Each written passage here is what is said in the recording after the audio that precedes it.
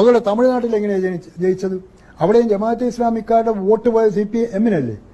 അവിടെയൊക്കെ ജമാഅത്തെ ഇസ്ലാമിക്കാരുടെ വോട്ടാവാം, ഇവിടെ പാടില്ല, ഇവിടെ മാത്രം ജമാഅത്തെ ഇസ്ലാമി എങ്ങനെയാണ് വർജ്യമാവുക അവർക്ക്? അത് ശരിയല്ലല്ലോ, ആ കാഴ്ചപ്പാട് ശരിയല്ല. അപ്പോൾ ഇവിടെ തൽക്കാലം UDF-നോടൊപ്പം നിൽക്കുന്നു എന്നതുകൊണ്ട് ആണ്. അങ്ങനെ UDF-നോടൊപ്പം നിൽക്കാൻ കാരണം എന്താ? ജമാഅത്തെ ഇസ്ലാമി. അതുകൂടി CPM പരിശോധിക്കണ്ടേ?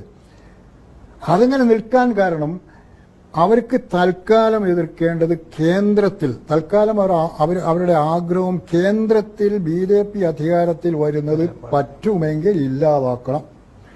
അതിന് കോൺഗ്രസിനെ കഴിയും. കാരണം കോൺഗ്രസിനെ പോലെ അഖിലേന്ത്യാ സാന്നിധ്യമുള്ള മറ്റൊരു രാഷ്ട്രീയ പാർട്ടിയും ഇന്ന് ഇന്ത്യയിലില്ല. CPM ആണെങ്കിൽ കേരളത്തിൽ മാത്രമായി ചുരുങ്ങിയ വളരെ ശുഷ്കിച്ചൊരു പാർട്ടിയായി മാറിയിരിക്കുന്നു. ഈ ഒരു സാഹചര്യത്തിലാണ് കേരളത്തിൽ കൂടുതൽ UDF സ്ഥാനാർത്ഥികൾ, കോൺഗ്രസിന്റെ സ്ഥാനാർത്ഥികൾ ജയിച്ചു വരട്ടെ എന്നാഗ്രഹിച്ചുകൊണ്ട് അവർ വോട്ട് ചെയ്യുന്നത്.